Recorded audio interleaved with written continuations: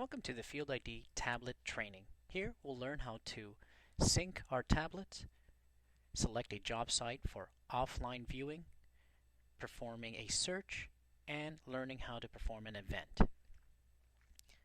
Once we log in, we'll be presented with our sync icon. Here, this is where we can view the status of our sync, if it's performing a download, upload, or at this point, idle. Every 4 minutes, the tablet will update itself, or you may click on the Update Now to force the tablet to update itself. I'm going to go ahead and click on Close, and I'll be presented with my job sites that I can go and visit. If I want to take a site offline, all I have to do is select it. So in this case, I'll select the energy company. I'll click on the plus sign, and then I'll select Take Offline. The reason we may want to take a customer or job site offline, it provides the ability to store everything on the tablet, and it's not dependent on a wireless or cellular connectivity. It provides faster results as well when we're searching for assets that are part of that company. Now that I selected the Take Offline feature, I can go back and check my status of that energy company.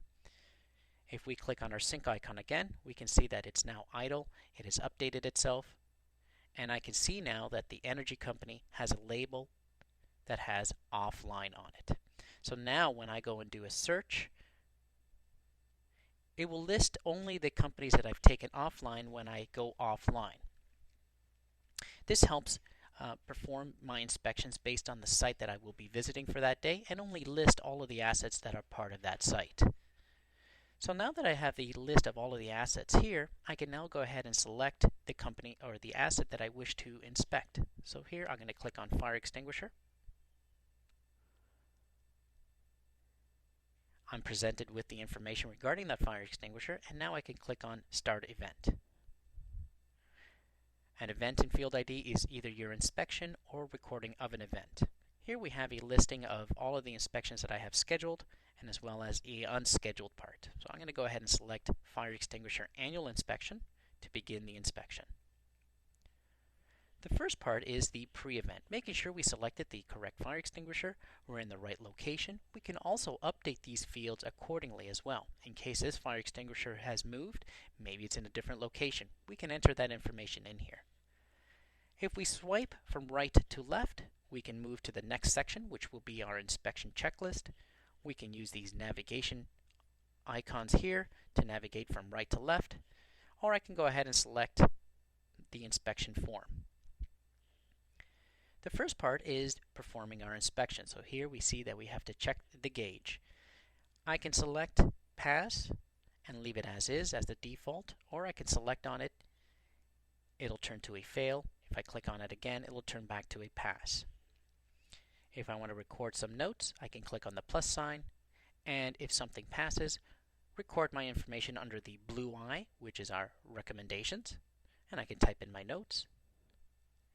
If something fails, I can now document my notes regarding that failure, and I do so here under the red hand, which is our deficiencies. Once that is done, I can also take a picture that will show in line with the inspection criteria, and I will launch my camera icon just to show you what that looks like. I'll take a picture, and now this picture will be in line with that check gauge part. I could type in my notes if I so wish regarding what I have just seen, and I could continue taking on pictures using this camera icon here to continue on adding more pictures for that inspection criteria.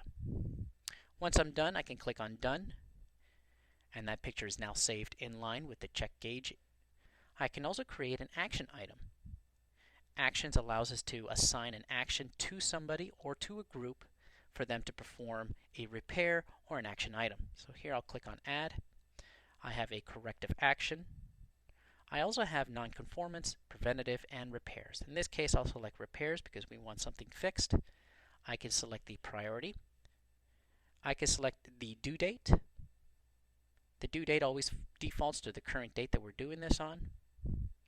And I can assign either a group or a person. Here I'll select somebody.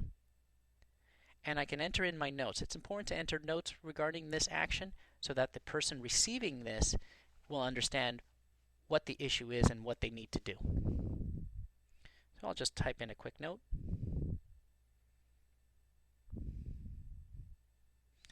And I'm just going to let them know, replace gauge. Obviously we want more information than that, but that's good enough for this demonstration. I'll go ahead and click on close. And I have saved that corrective action. I can continue on with my checklist and I am done. Depending on your process and procedures, you can now click on save and you're done this inspection for that fire extinguisher. You can also go to the results and comments and add more information here. In this part, we can have the system automatically pass or fail this inspection based on the selection that we did prior in our inspection criteria. We can enter in more comments regarding that inspection, or we can now change the status of that asset from in service to something else. Maybe we need to select in need of repair or in for repair. This allows us to label the fire extinguisher based on what is happening to it, and then we can run reports on this. So once that is all done, we can go ahead and click on save, and we finish the inspection on this fire extinguisher. Now that that is done, we can click on back. And now when we come back into the office and we have an internet connectivity, the system will automatically update and upload this information to the cloud. We can now tell the system once we're back online that I no longer wish to carry the energy company in an offline status. All you have to do is click on offline collection, select the company you wish to remove, click on the green circle, and then click on remove. And all we're doing was just telling the system not to store this company's information on our tablet anymore. Once that is done, we can go ahead and click on sync, and it will begin removing that information and just storing it back onto the cloud again.